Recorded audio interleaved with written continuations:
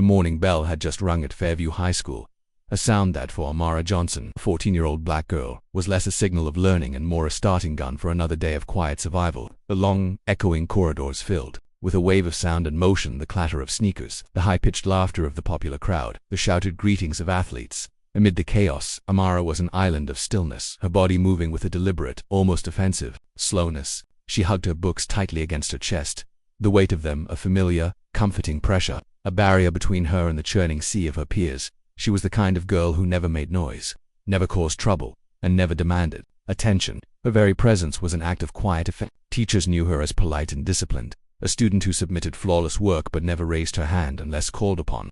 The students mostly ignored her, not out of malice but because she wasn't loud, flashy, or part of the popular crowd. She wore her hair in neat braids, a testament to her mother's careful morning routine, her uniform pressed and immaculate.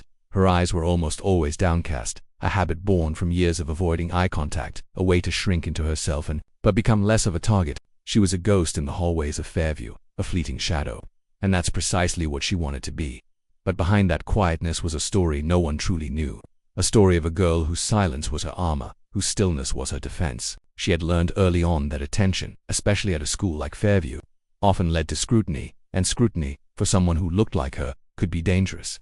Her mother, Elena, had always told her, be seen for your mind, not for your presence. Amara had taken that lesson to heart, but sometimes she felt it had made her invisible that day. Amara only wanted to reach her English class. A pop quiz was scheduled, and she had meticulously prepared, reviewing her notes on The Great Gatsby until late into the night.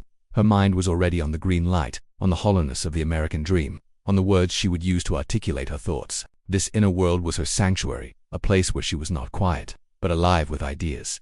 But as she turned the corner near the gym, her sanctuary was shattered. The scene was one she had seen countless times. Two older students, a boy with a varsity jacket and another with a baseball cap, were locked in a heated argument. Their voices were low and tense, but the air around them crackled with a palpable hostility. A small crowd had already gathered, not out of concern, but out of a morbid curiosity, their phones held at the ready. A teacher had already called for security because one boy had shoved the other, a transgression that, in the heightened atmosphere of the school, felt like a powder keg waiting to explode. The school's assigned police officer, Sergeant Miller. It arrived quickly. The sight of him sent a ripple of apprehension through the crowd. Miller was a tall, broad man in his mid-40s with sharp features and a constant scowl etched into his face. His presence at the school was meant to keep order, but his methods were known to be less about de-escalation and more about intimidation. Most students, especially the black and Latino kids, had learned to fear him. He moved with a heavy-footed authority that made the floorboards groan. His uniform a starched, unyielding reminder of the power he wielded. When Miller arrived, his eyes didn't settle on the two boys at the center of the conflict. He seemed to bypass the obvious source of the trouble, his gaze scanning the periphery, looking for someone easier, someone more vulnerable, someone he could make an example of without a fight. His eyes fell on Amara, quiet, standing to the side, clutching her books like they were a lifeline. She was a canvas of anonymity, a blank slate onto which he could project his frustration. "You, what are you doing here?" he barked, his voice a gravelly boom that echoed in the suddenly hushed hallway. Amara froze, her entire body locking up in a panicked stillness. She felt the sudden, terrifying exposure of being singled out. Her heart hammered against her ribs. I was just going to class," she whispered, her voice barely audible, a fragile thread in the tense silence. But Miller didn't listen. He wasn't looking for an answer. He was looking for a target. Maybe it was his anger from the morning commute. Maybe it was the simmering prejudice he held beneath the surface of his professional demeanor. He took a single, deliberate step toward her, his shadow swallowing her. He towered over the small girl, his form an oppressive, monolithic presence. "Don't talk back to me," he growled, the threat in his voice as clear as a bell. "I didn't," she started, her voice trembling now, a tear welling in the corner of her eye from the sheer terror of the moment. Before she could finish, before she could even formulate a coherent thought, Miller's boot slammed forward. It was a swift, brutal movement, a professional's precision aimed not at subduing but at punishing. The hard leather of his boot connected with Amara's shin, a sharp, shocking blow that sent a bolt of white-hot pain shooting up her leg. She cried out, a small, pained yelp that was instantly swallowed by the silence. She stumbled backward, her grip on her books failing, and they scattered across the linoleum floor with a series of soft thuds, their pages fanning open like fallen leaves.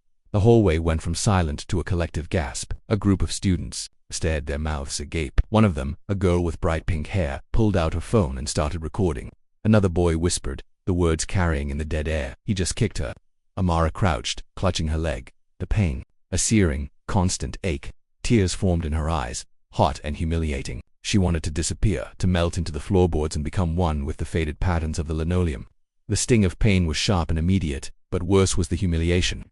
She hadn't done anything wrong. She was just a girl, trying to get to class. And in one swift, cruel motion, her quiet, safe world had been upturned. Miller sneered down at her, his lips curling into a cruel smirk. "That'll teach you some respect," he muttered, the words dripping with contempt. He looked around at the students, a triumphant glint in his eye, as if daring them to challenge him. But just as the students around began murmuring, a low, rumbling sound of rapid footsteps echoed from the end of the hall. The sound was different from the normal clatter. It was sharp, intentional, and charged with purpose. The crowd instinctively parted, creating a path, a kind of red carpet for the woman who stormed into the scene. It was Amara's mother. Her name was Elena Johnson. And although she looked elegant in her tailored navy suit and polished silver earrings, there was a fierce energy about her that no one could ignore. She carried a sleek leather bag and held a powerful stance, her shoulders back, her chin high. Her heels clicked sharply against the linoleum, a rhythmic, purposeful sound that seemed to eat the silence. She approached with a grace that belied the anger radiating from her, her eyes fixed on the officer who still stood over her daughter. Amara looked up through her tears and whispered, her voice thick with relief, "Mom." Elena's gaze dropped to her daughter, her fierce demeanor softening for a fraction of a second as she saw Amara's tear-streaked face and the pained way she clutched her leg. The momentary softness vanished instantly, replaced by a cold, calculating fury. Her eyes, dark and piercing, rose slowly, locking on Miller's face. "What?" she said in a voice like ice, each syllable a shard of glass. "Did you just do to my child?" Miller faltered for the first time. The confident sneer melted from his face, replaced by an expression of pure, unadulterated shock. His arrogance wavered, and a hint of fear flickered in his eyes. "Ma'am, this girl," Elena cut him off, her voice low but sharp enough to slice through the thick tension, "is my daughter, and you just assaulted her in front of witnesses." A hush fell over the hallway. The students were now a rapt audience, their phones held steady, recording every word. Miller shifted his weight from one foot to the other, a nervous habit he tried to hide. He looked around, suddenly aware of the dozens of eyes on him, the glowing screens of a new generation's justice system. But Elena didn't blink. She was a statue of controlled fury. "Do you even know who I am?" she asked, a dangerous calm in her voice that was more terrifying than any shout.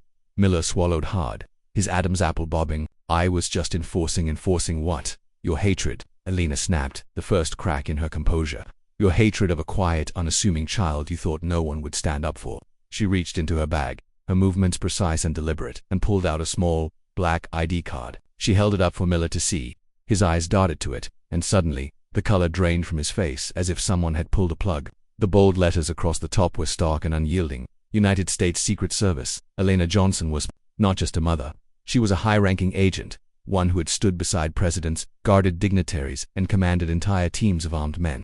She had navigated complex security situations, diffused diplomatic crises, and her mind was a steel trap of protocols and legal knowledge. The students gasped. A few whispered, "Secret Service."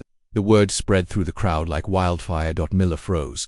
His arrogance shattered instantly, replaced by raw, paralyzing fear. He looked at the ID card, then at her face, and his past actions.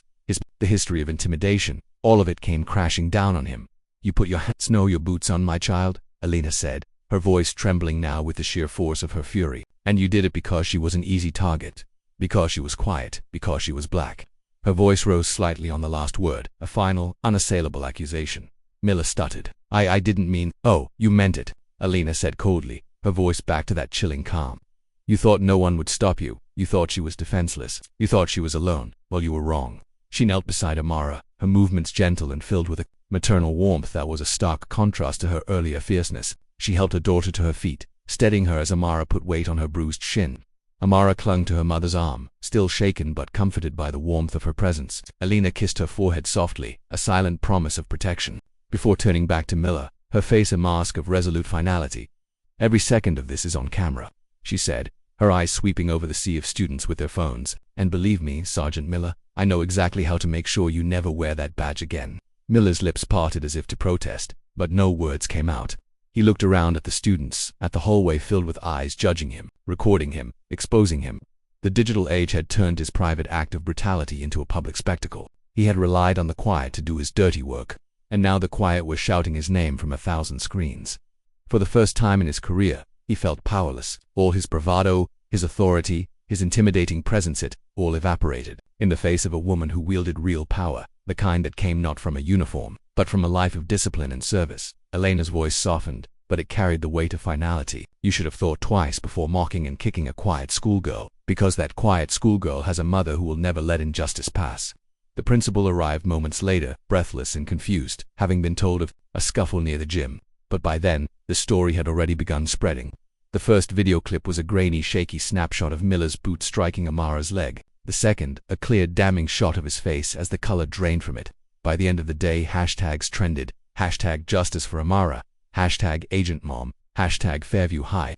The video clips, some from multiple angles, were viewed millions of times. Within 24 hours, news stations were running the footage on local and then national broadcasts. Pundits debated the use of force in schools. Civil rights activists cited it as another example of systemic prejudice, and parents across the country watched in horror. Miller was suspended, investigated, and eventually dismissed. The school board, under immense public pressure, issued a formal apology.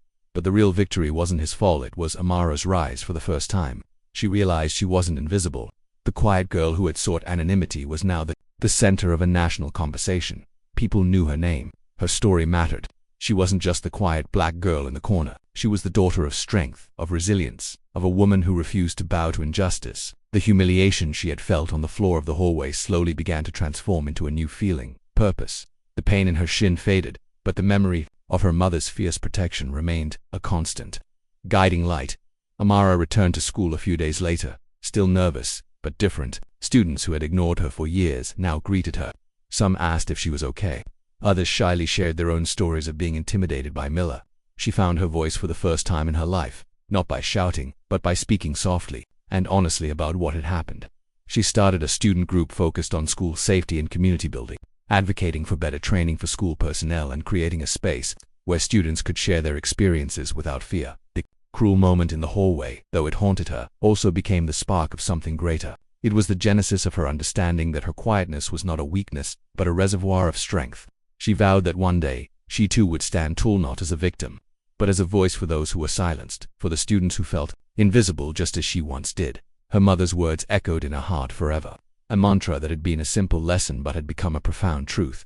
Quiet doesn't mean powerless, and underestimated doesn't mean weak. It was a truth she would carry with her, a silent promise to herself and to others that a life lived with quiet dignity could, in a single moment, become a force of nature.